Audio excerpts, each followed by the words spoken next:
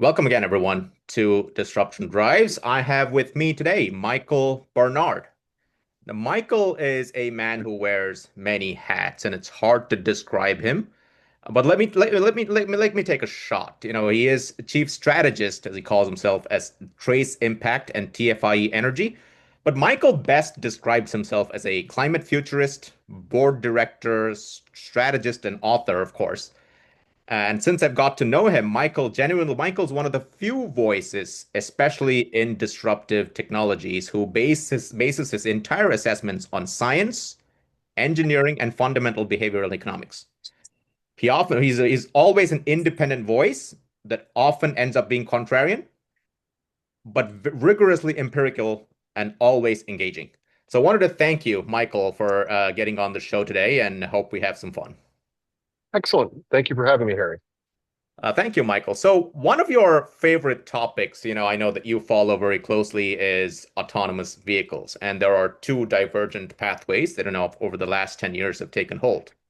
There's the Tesla approach, and there's very much the Alphabet and Google approach, not just differing in their fundamental business models alone, but very even early on, more foundationally, how they approached navigating the uh, driving environment.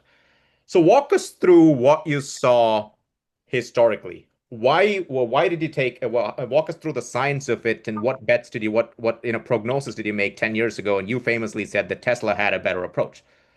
Yeah, What was no, your and rationale? I turns out I was wrong, but I was also wrong about how hard the problem is as a general problem. So we have to kind of go back to 2021 or so, when in my spare time with a buddy, I went through the internet to all the robotics programs of every English speaking university that I could get. And I read through all the master's thesis and PhD's theses, as one does. Because I was curious. And at the time, what I realized was in the robotics world, then there were kind of two camps. There was the subsumption camp, which is the stupid camp that's survivable, and then there's the full world view camp. And so the subsumption camp was kind of Rodney Brooks' space. He could take six transistors and nothing else, and maybe a sensor and some wire, and he could have a robot walking across sand dunes or scuttling under beds and stuff like that. The subsumption approach fundamentally is build survivability in the environment you want it to work in, and then make sure that it is highly adaptable to that environment, and then add intelligence, and then add goal seeking and threat avoidance, and then add simple worldview. Like just, you don't want to make it complicated. Then on the other side of the paradigm, there were the full world view people. They wanted millimeter scale mapping of everything in the environment and then plotting a specific route through for anything. It could be, a marshmallow that couldn't survive sunlight, but it would be able to get through to the destinations. And it was clear to me that both ideas had merit, both approaches had merit. But being academics, there were two camps that weren't speaking to one another and they were competing for mind share. At the time, it was obvious to me that what you really needed was a subsumption platform with the simplest worldview you could possibly get away with on top. The granularity in the worldview didn't have to be millimeter scale as long as the legs could figure out and avoid falling in holes, jets of flame, lawnmower blades, stuff like that. And so we did some work and we modeled component-based models. We explored various use cases. We are doing 3D NURBS-based model of physical architectures and different joint structures with multiple degrees of movement. And then we kind of realized 2021, well, the simulation environments we needed weren't fully fledged, that while we could use the simplified instruction set of graphic process units for parallelized and high effectiveness simulation, the software stack to control all that wasn't there. We didn't really feel like developing that. And secondarily, the energy density of batteries wasn't sufficient for the kind of meso scale robots we were going to develop. So you Um, just to and slow you down a little bit, just to slow you down. You thought that at that point in 2021, you definitely felt that the energy density required, as well as the sort of the data processing, reinforcement learning for the millimeter scale precision was unrealistic. our volume, our solution had three or four components. One is multiple parallel simulation environments to explore in an unreal world as much as possible before doing physical iterations. Because physical iterations are expensive and slow. Virtual iterations, while imperfect, are fast. And we could get to an approximation of the solution space with some physical intelligence more quickly through virtual simulations.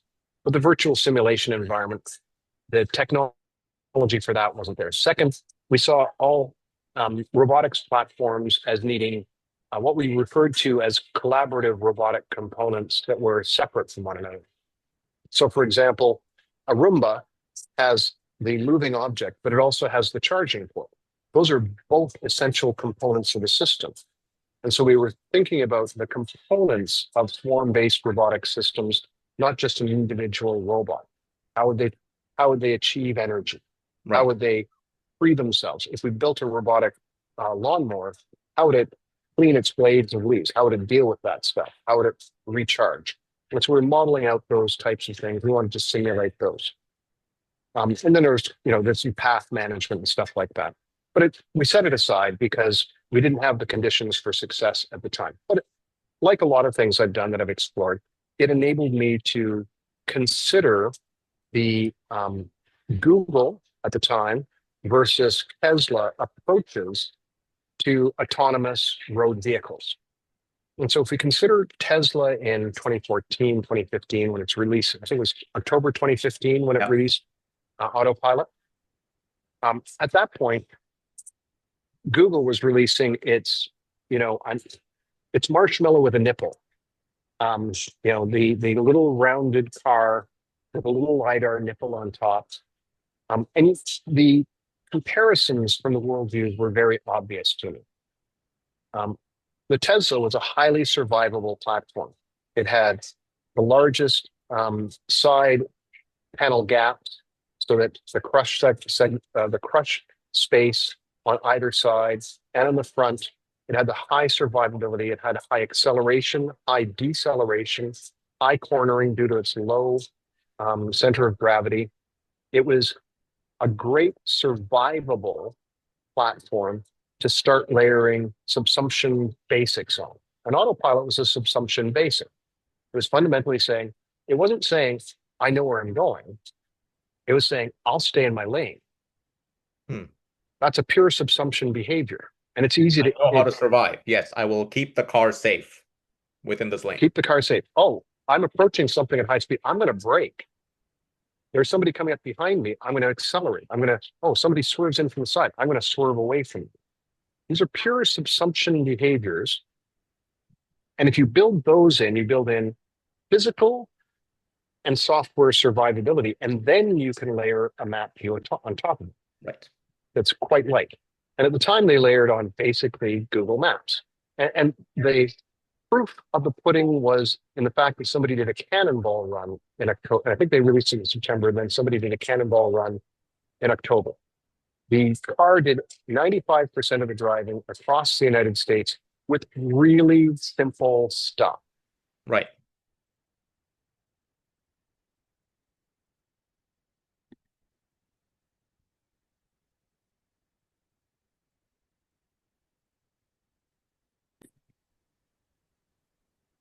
So, Okay, Michael, so yeah, go ahead. You said it was really simple FSD drive across the United States. yeah, and they had 95% control. They're going up to 95 miles per hour. It was pretty scary around corners, but if you're doing a cannonball run, you're used to being scared in cars. That's kind of a fundamental thing. And that was extraordinary. It was far from full self-driving, but that was proof of the pudding at the time for a subsumption platform with subsumption reactions to threats and goal seeking, with a limited worldview map providing a lot of clarity. Absolutely. Now, on the other hand, we had the Google, now Waymo solution, which was the marshmallow with the nipple on top. it was a completely unsurvivable platform. If it had hit a toothpick, it would have broken. It had to know um, to millimeters with LiDAR mapping the entire terrain freshly updated through which it would navigate. And then after that, it had some stuff it knew how to deal with people in its way. But it had a plethora of sensors. At the time I did the sensor analysis, sensor integration is a problem in machine learning. The more sensors you have, the more challenging it is to integrate all those sensors. So I looked at LiDAR versus radar versus sonar versus cameras. Yeah, And I did the analysis and I did a bunch of stuff in terms of what they were good for, where they overlap. And I agreed with Tesla, and I still agree with Tesla, that radar plus camera, with maybe sonar or not, is a really good mix. LiDAR is a step too far. If you have radar and camera, good enough. Now, in 2021, when Tesla removed radar, I reserved judgment because I didn't have time to look at it. And in retrospect, I'm convinced that was the wrong choice. But I still don't think LiDAR is necessary for autonomous vehicles. It remains a complex point cloud solution. Um, and there's some other challenges with LiDAR as well, which is that the entire machine vision learning space has moved away from what LiDAR provides. interesting. So, so that full world view and planning every step of the path was the Google, now Waymo approach. It was the full world map stuff. And the survivable subsumption approach was the Tesla approach. And that was the right choice. I agreed with the sensor set choice at the time. I said, this is a path to full self-driving. And it's a clear step. And it seemed for a while as if that was correct. I was also looking at the time into the new state of the art with machine learning and reinforcement learning. And reinforcement learning is simply a neural net is doing something, it makes some decision, and then somebody says that was a bad decision and corrects it. And Right. so it learns with another learning cycle. The And reward system. so the reward system. And what happened was in the first week of autopilot being released, it would be driving down, then it would want to take the off ramp in certain places. And what happened would people go pull back off out of the on ramp, and then a week later that was gone. It was a gone behavior because of reinforcement learning. So we saw very rapid gains. Now, moving forward through time, what we still see is that Google, that Waymo, and other non-Tesla full self-drivings only work in places where they've done the full mapping. They work in limited geofence spaces where they've got LiDAR mapping to millimeter scale that's uploaded regularly, which makes it a quite limited solution. You need to know everything about where you're going and everything along the way in order to move through that. But it works if you throw lots of previous stuff at it, and then you can get the cars. And even then, Waymo's cars end up collecting in dead ends and circling through neighborhoods and doing weird behaviors. But on the other side of the hands, we have Tesla full self-driving. Now, here's where we get into two things which occurred that we didn't realize with reinforcement learning at the beginning. And so the first thing is Zeno's paradox. You know what Zeno's paradox is? Explain it, please. No. Sure. What if a man is walking towards a destination and his first step and every step is halfway to the destination? The first step, he gets halfway. Then the second step, he gets halfway to the end. And then the third step, he gets halfway to the remaining bit. He never Asymptotic gets curve. Asymptotic curve. It never meets the end. It never meets the end. And Fair so enough. what we've discovered, reinforcement learning for complex environments that have to be high safety are asymptotic to the curve.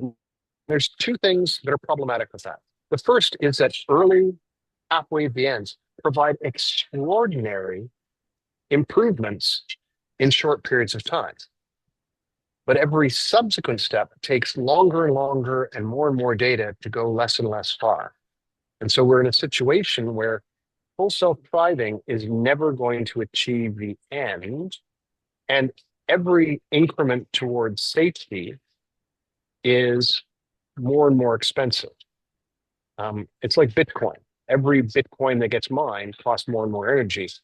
And so, unfortunately, the solution space for driving safely in a complex 2 and 3 dimensional environment with multiple hazards coming and going, and things like changing conditions due to traffic is a sufficiently complex environment that we can't get to sufficient quality in a reasonable period of time. And so, and so now we're in a situation where Waymo um, can deliver sufficient safety in limited um, urban environments without drivers. It can do that. So that's thing one. Problem one with Zeno's paradox. A, it gives you the illusion of rapid progress, which, to be clear, I bought into for years. It's only a couple of years ago or a year ago that I finally said, okay, it's not going to get there from here. Tell me a little bit about how is Waymo and with the with challenges of point cloud reinforcement learning itself with LiDAR, and Waymo's heavily dependent on LiDAR. How necessarily is Waymo avoiding this sort of effectively last inch problem or asymptotic curve? Because effectively, take just simplifying what you talked about at Zeno's paradox, Tesla will get you mostly there, but never drop you off exactly where you need to go.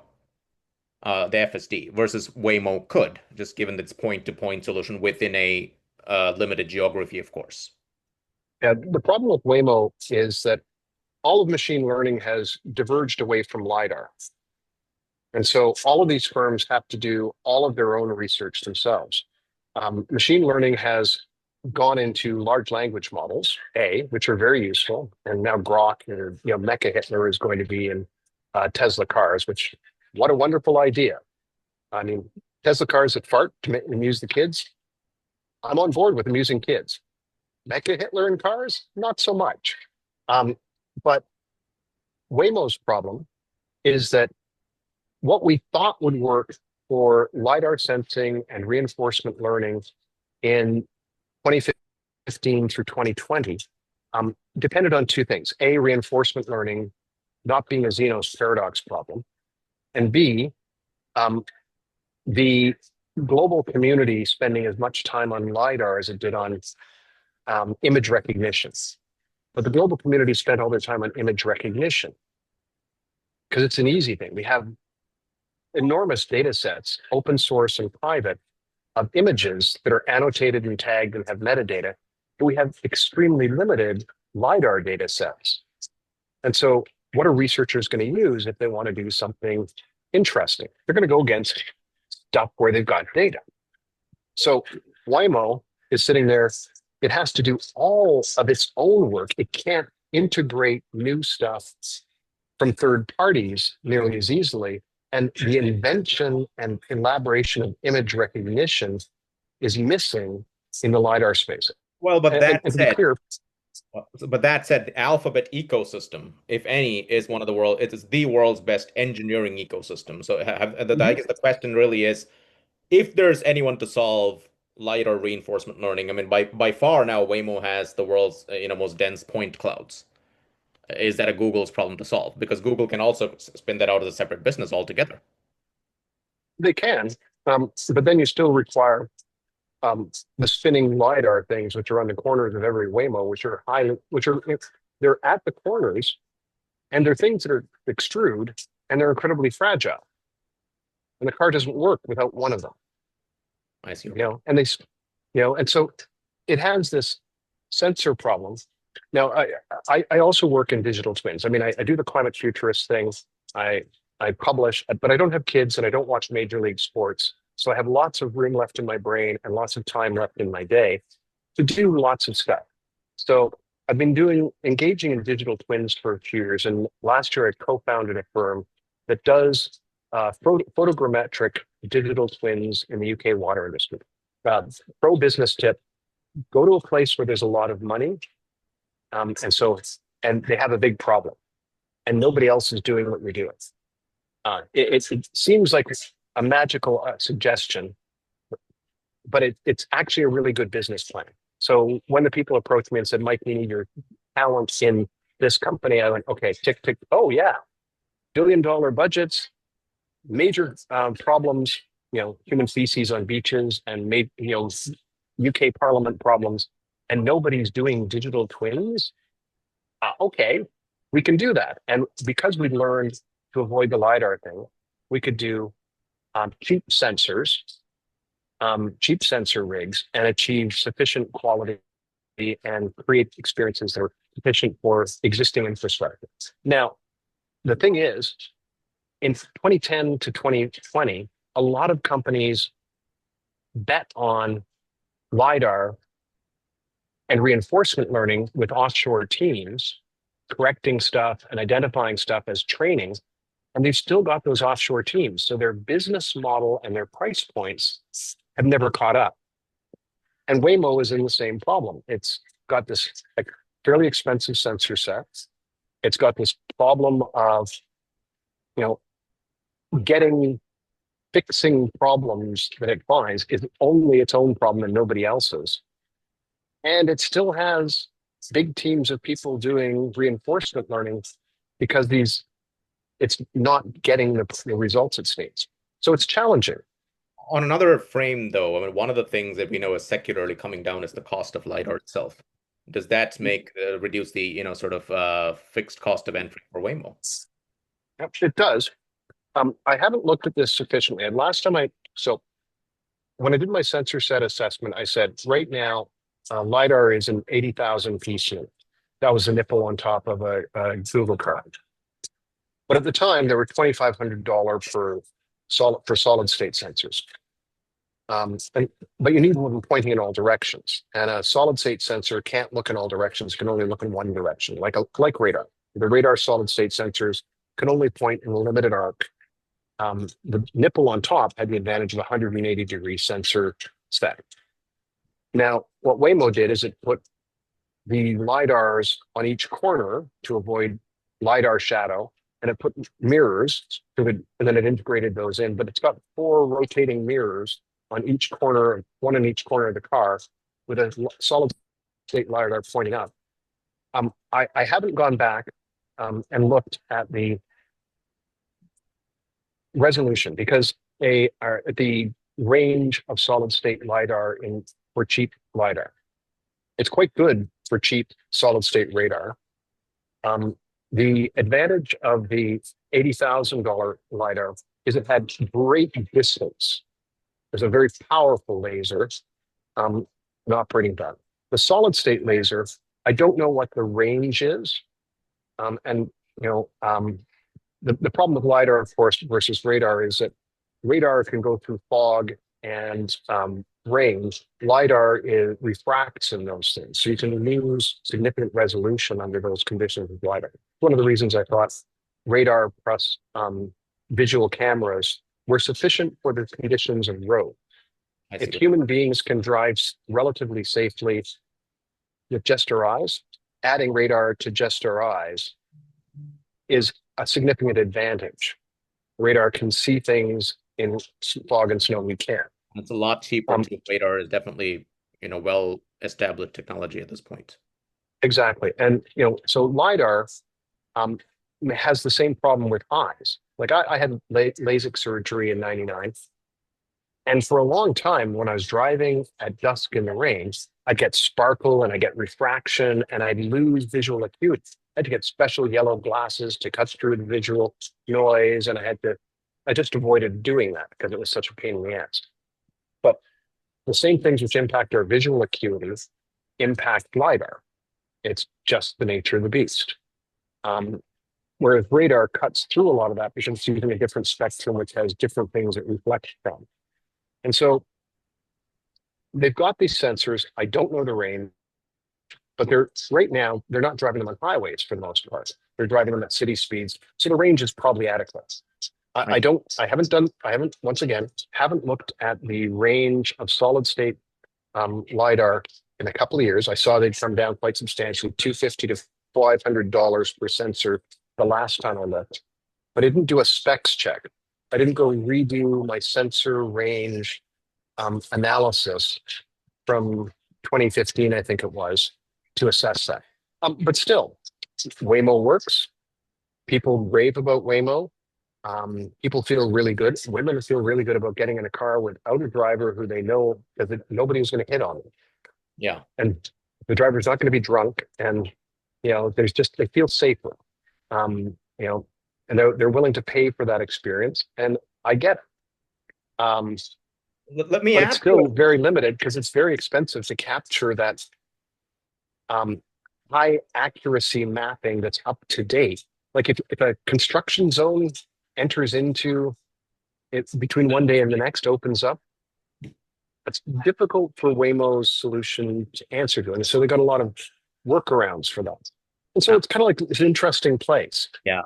Let me ask you a little bit of when we've talked about Waymo and Tesla, of course, but at least very briefly, there are plenty of other players who have sort of, I Mhm. mean, at this point, no one's using the Tesla model so much, but for the most part, people at least integrate LiDAR, Aurora, Neuro, maybe some of the more dominant fleets out there who have at least Yep. got commercializable products. Tell us a bit about them. So, is the general consensus in the market seeming to be that you have to have LiDAR and radar and sensor and image processing as well? Or are there reasonable bets on the Tesla approach as well, which are limiting the number of sensors and, sort of hopefully conquering the Zeno's paradox at some point? Well, so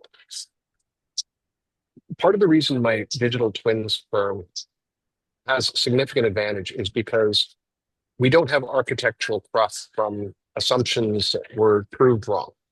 Yeah. Tesla has billions of miles of training data, far more than anybody else, with assumptions that proved wrong. Um, Waymo related to LiDAR has a similar problem.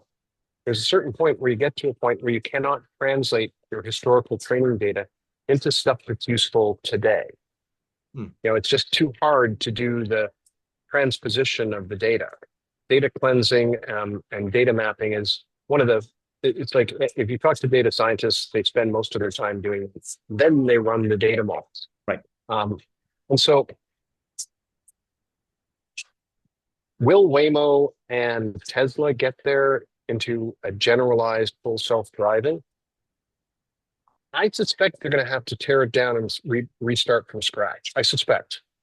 And what Um, about the others? Yeah. and so it's possible there's a startup today that's starting with Tesla's concept, today's image processing stuff, adding radar and building that simplified thing where they take advantage of stuff and they use, for example, CLIP clip, which is an acronym I can never remember, which does fascinating things, and then using that for automated training as opposed to Right. other training. Virtual. Yeah. Uh, Stimulate. and they can get there faster, but they're still going to run into Zeno's paradox. It's through reinforcement learning of those types. And Right. so um, I spend time looking at autonomy in aviation. And as I discussed with lots of people, it's really easy compared to driving around the car. No 9-year-old, no 5-year-old on a tricycle is going to come out between two parked planes in the middle of the sky. Let me ask, what does Tesla need to do in 2 to 3 years from now to actually prove itself? Because a lot of money is riding on their own to prove full self-driving. It can't. Can't at this point. No, what Tesla has to fundamentally do is remove its CEO. Um, That's going to it happen. has to it has to change its board. Um, they are compensated, what is it, 1,000 times more than any other board. Um, the CEO is a pigeon CEO. He flies in once a week or once a month, shits all over everything, and then flies away. Um, the Classic pattern that consultant. the pattern that Musk had for a while during startup phase of Tesla was very important. What he did quite rightly with his, at the time when he was still connected to reality, is he would come in, to a situation and say, what is the biggest problem preventing you from moving forward? Who do we need in the room to solve that problem? And he would break down the organizational barriers that prevented rapid resolution of the problem. He'd get the right technical people in the room, and he would personally engage intellectually with what used to be a great brain in helping solve that problem. And he would remove roadblocks. Now, I've done a lot of major transformational programs. Um, I've been a methodologist, I've been a program manager, I've been a project manager, and removing roadblocks from a team's execution is a fundamental aspect. And Musk was very good at that, was up until about 2014. Unfortunately, he learned that the wrong thing from that. The reinforcement was wrong. He learned that all he needed to do was show up and problems got solved. And now he shows up and he creates problems. It's unfortunate. So they need to change the governance of the organization. They need to change the board. They need to change Musk. They need to refocus on the primary bets, which is electric vehicles, grid storage, which is where they've been successful. And this gets into the next piece. There's a lot of Potemkin village in what Musk is doing, what Tesla is doing these days.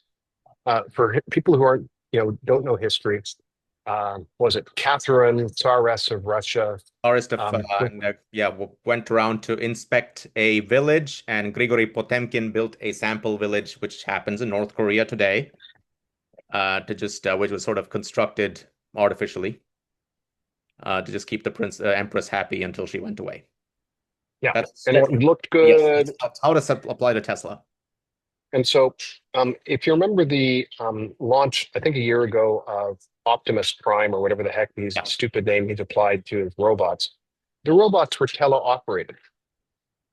The sophisticated stuff they were doing had humans controlling it.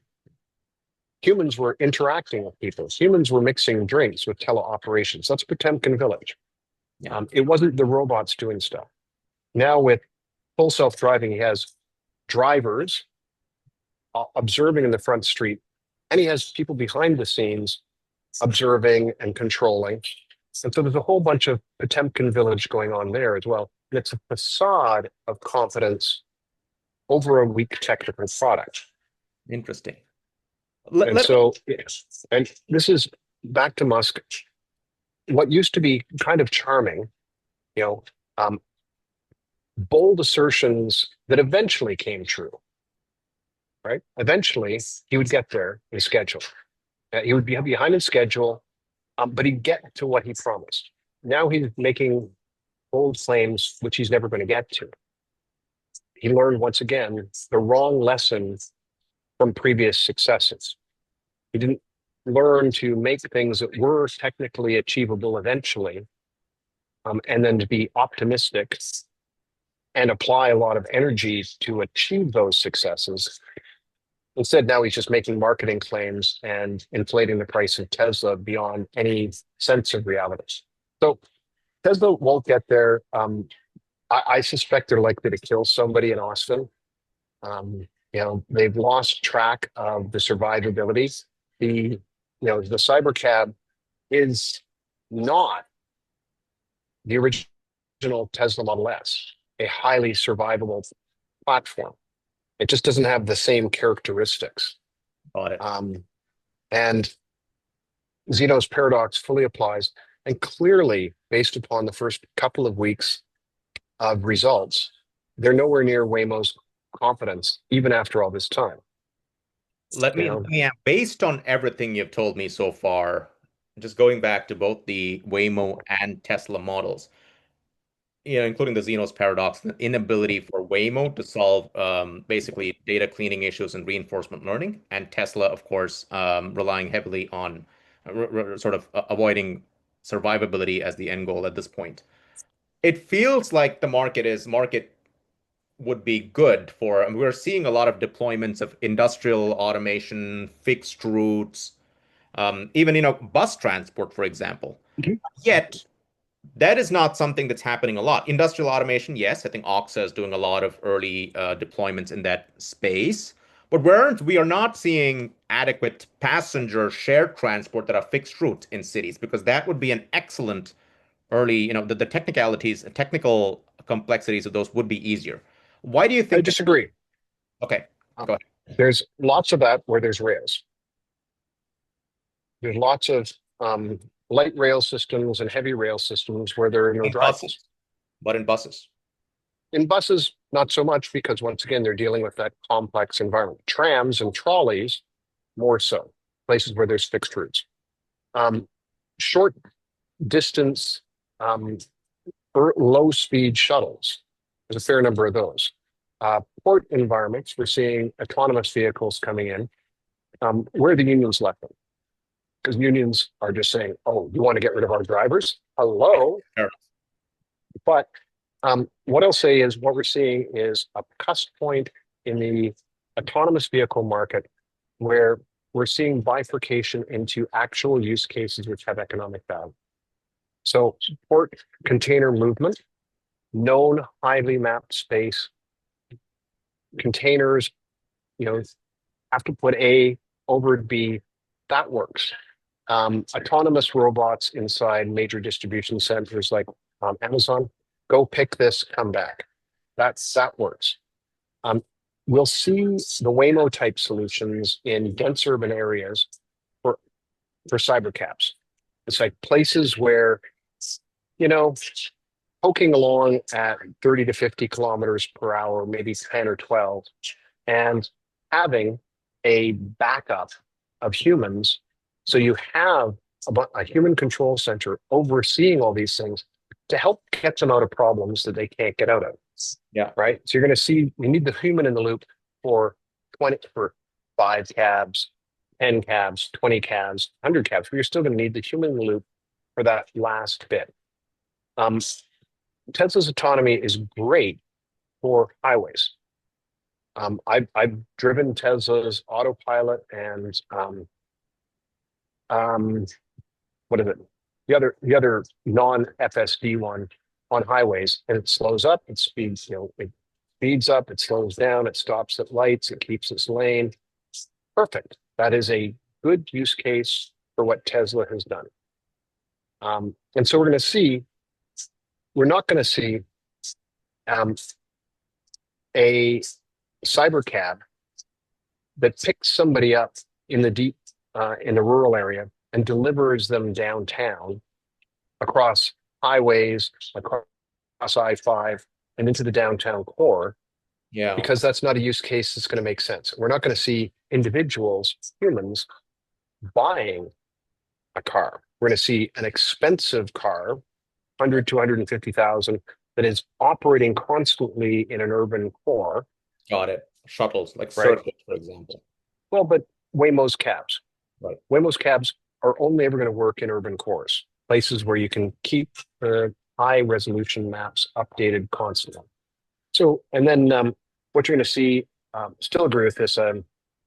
Forgotten the name of the guy. Oh God, I'm so bad with names. But Ghost Road was published in 2020, and he published it, and it got out just when COVID was hitting, so he couldn't do anything with that. And I did something else that also came out during just when COVID was hitting. It's quite funny. The Ghost Road Beyond the Autonomous Car was about urban logistics. And so urban logistics involves moving stuff from suburban data centers to urban locations, often at night. And electric autonomous vehicles moving slowly through well mapped streets to a place where a bunch of goods need to be the next day becomes an interesting autonomous use case. Because you can have people at either end loading and unloading. You don't need to drive in the middle. And then Yeah, for delivery vehicles, you can see a suitcase or filing cabinet sized thing on 4 wheels trundling along on bike lanes and sidewalks, and then waiting outside a condo building and you walk out for your Uber Eats and you plug in a code and you open it and there's your steaming hot meal and you yeah. walk back in and it That's the Newark trundles away, model. Newark, fair enough. right? That's a low speed, easy to make safe. Because you're not moving, it's never moving fast enough to hurt anybody, Yeah. and there's nobody inside of it. Um, so Fuck robots. yeah, Now you're going to see that bifurcation. Now, on Optimus Prime, I'll just say that you need to spend some time looking at state of the art for robotics out of China. And then you'll see how vastly far behind Tesla is. It, it's Optimus Prime was always a bad robot with bad power dynamics and bad architecture. Um, and it just hasn't gotten better. Meanwhile, Chinese robots in multiple form factors are accelerating forward and doing amazing things. Um, Absolutely. it's not, Tesla is not leading in that space at all. It was leading. I give it full marks for autopilot. And God, what was the other thing? Not autopilot. There's autopilot, FSD, and the third thing. Well, I'm not sure certain, but I know. Michael, but I want to, I think we're at least on time right now, and I want to thank you again for this time today. Very educating conversation, of course, on all things. So very much grounded in the empirical realities of science, engineering, and of course behavioral economics. So I hope everyone loves it. And thank you again, Michael. Thank you. But I will say that you'll get a bunch of machine learning people um, leaving messages saying, Michael's wrong about this. And I'm going to be wrong about some of the details because they're going to say they don't know what Waymo is doing. Okay. That's fair. That's what we want to. That's what we want to encourage. We want to encourage all Yeah, sorts of debates. Nothing wrong with it at all. Well, thank you, Michael. absolutely.